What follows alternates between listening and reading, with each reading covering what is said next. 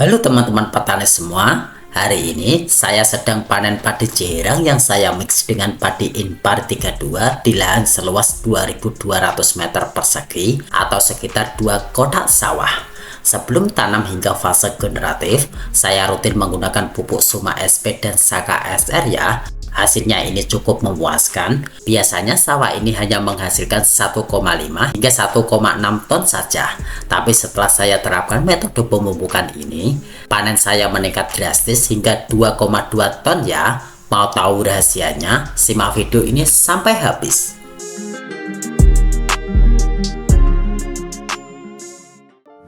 Halo teman-teman petani semua, hari ini lagi panen padi Inpar 32 yang saya mix dengan padi Ciherang ya, yang pada saat fase vegetatif saya aplikasikan pupuk Suma SP dan saat fase generatif saya aplikasikan pupuk Saka SR. Seperti apakah hasilnya nanti?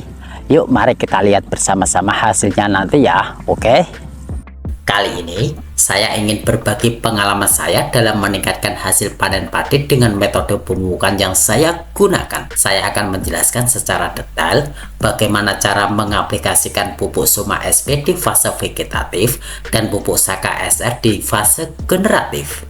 Hasilnya cukup luar biasa. Saya lebih hemat menggunakan pestisida karena hama dan penyakit berkurang, tanaman tumbuh lebih sehat, dan hasil panen meningkat secara signifikan.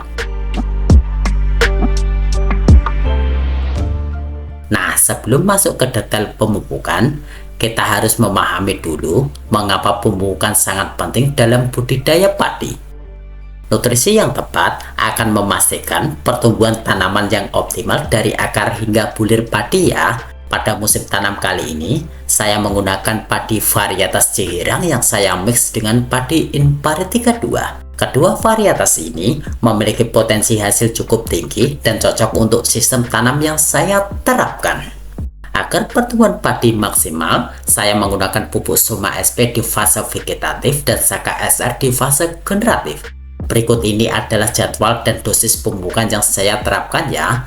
Pada saat sebelum tanam dan umur 7, 15, 30, serta umur 45 hari setelah tanam, saya menggunakan pupuk Suma SP masing-masing dengan dosis 2 tutup botolnya per tangki yang 16 liter. Lalu lanjut di padi umur 45 dan 60 hari setelah tanam, saya menggunakan pupuk Saka SR dengan dosis 25 gram per tangkinya ya.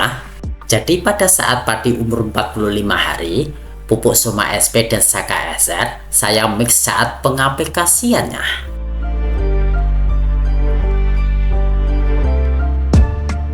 Nah, fase vegetatif adalah tahap awal pertumbuhan padi, yaitu pada saat akar, batang, dan daun berkembang dengan pesat. Pada fase ini, saya menggunakan pupuk Suma SP dengan tujuan menetralkan pH tanah agar nutrisi lebih mudah diserap oleh akar tanaman, memaksimalkan pertumbuhan akar sehingga tanaman lebih kokoh dan tahan kekeringan, mempercepat perkembangan batang dan daun agar proses fotosintesis lebih optimal, dan meningkatkan daya tahan tanaman terhadap hama dan penyakit ya. Nah, setelah fase vegetatif selesai, padi masuk ke fase generatif, yaitu tahap pembentukan malai dan pengisian bulir padi. Pada fase ini, saya menggunakan pupuk Saka SR bertujuan untuk memacu pertumbuhan malai agar lebih banyak dan seragam, meningkatkan jumlah bulir padi per malai sehingga hasil panen lebih maksimal, memperkuat batang agar tidak mudah roboh, dan menjaga kualitas bulir padi agar lebih bernas dan berat.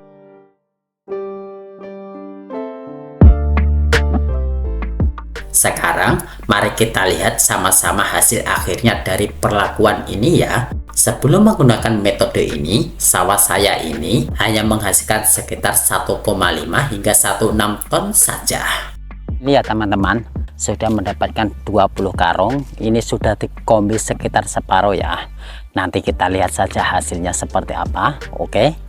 Namun setelah saya menerapkan pemupukan menggunakan pupuk Suma SP dan Saka SR secara rutin, hasil panen saya meningkat menjadi 2,2 ton ya. Ini hasil timbangannya yang saya jual, dan yang 65 kilo atau 1 karung saya bawa pulang sendiri dan saya simpan sebagai benih untuk musim tanam berikutnya. Peningkatan ini sangat signifikan dan memberikan keuntungan lebih bagi saya sebagai petani padi ya. Selain itu, tanaman saya juga lebih sehat dan tidak mudah terserang hama serta penyakit.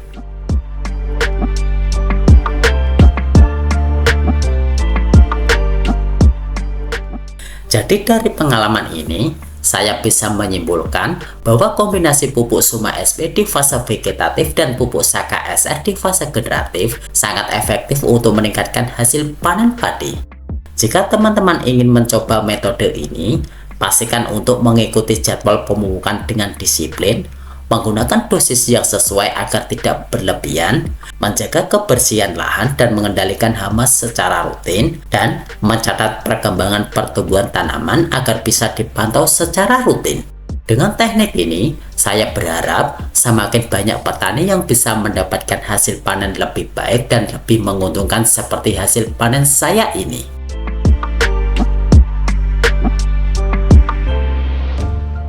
Nah, itulah pengalaman saya dalam meningkatkan hasil panen padi dengan pupuk Suma SP dan Saka SR ya. Semoga informasi ini bermanfaat untuk teman-teman petani semua. Jangan lupa like, komen, dan subscribe agar tidak ketinggalan tips bertani lainnya dari kami. Sampai jumpa di video berikutnya. Saya Eko, terima kasih sudah menonton hingga akhir. Dan salam sukses petani Indonesia.